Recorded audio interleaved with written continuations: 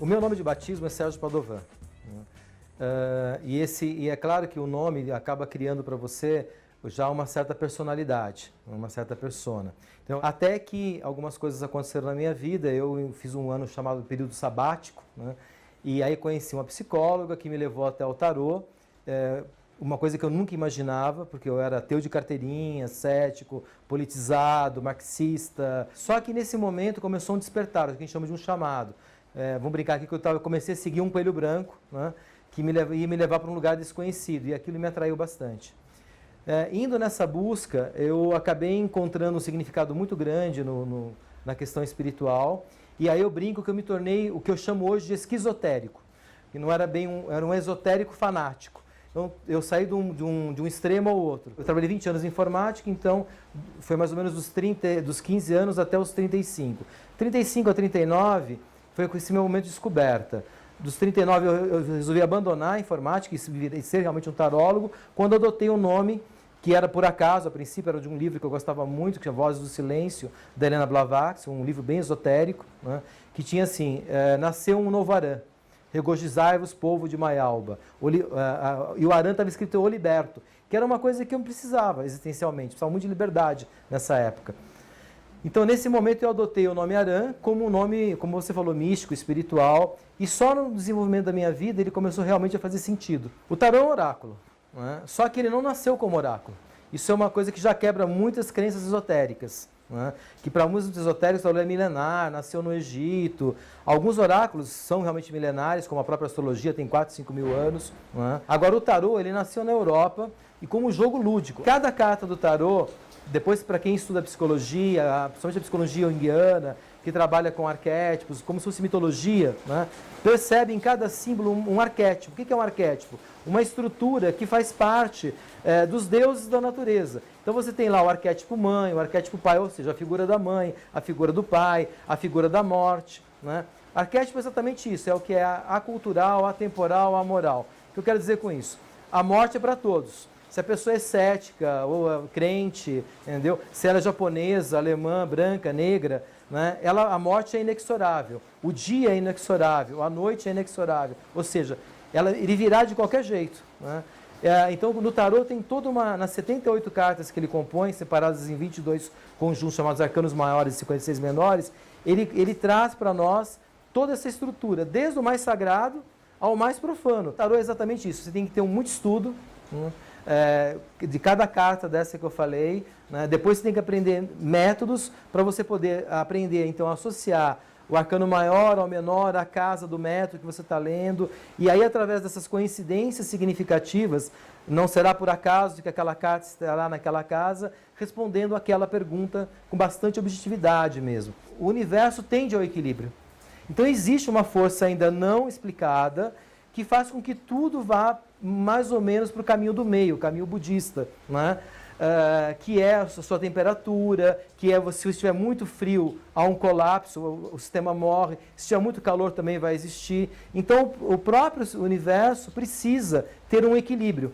Então, se você jogar a moeda, vai provar isso para você, que ela vai acabar saindo metade para cada lado. Sempre que uma pessoa vem aqui, antes eu faço como se fosse um mapa, né? Eu traço um mapa do estar dela, na área de trabalho, financeira, amorosa.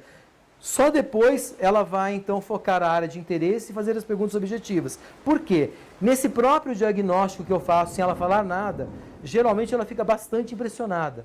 Porque aí eu cito exatamente questões da vida dela, no setor que a trouxe aqui, especifico determinadas situações, antes dela falar. E isso que realmente cria um certo impacto. E aí depois que ela conversa, eu consigo ainda aumentar mais ainda aquilo que, num primeiro momento, eu até falei de uma forma um pouco mais ampla. Mas aí eu faço um zoom mesmo. As pessoas geralmente vêm aqui porque elas querem saber de algo, né? Exatamente se vai ser demitida do trabalho, se o sócio é confiável para abrir alguma coisa, se a casa vai ser vendida, né?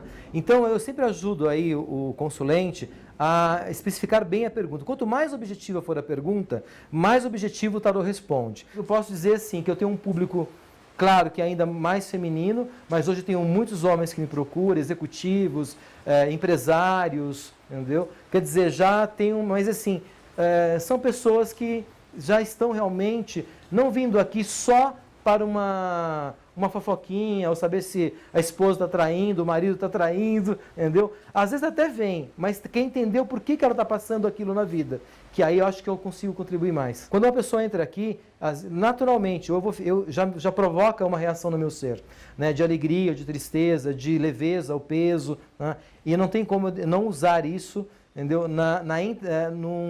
Na parte não de mudar a interpretação, mas de acentuar, né? Usar uma palavra mais adequada, que vai então ela sentir mais aquela carta, porque a carta ela não é boa ou ruim, nenhuma delas, né? Então, por exemplo, a carta da torre é um raio que cai e quebra uma estrutura, uma torre que é chamada Casa de Deus. Para muitos essa carta é desafiadora, porque ela pode significar uma separação, uma falência, né? Mas para alguns ela pode significar a libertação. Né? Ou seja, de repente, se não tivesse acontecido alguns fatos na minha vida, eu nunca me tornaria o Arã ou liberto.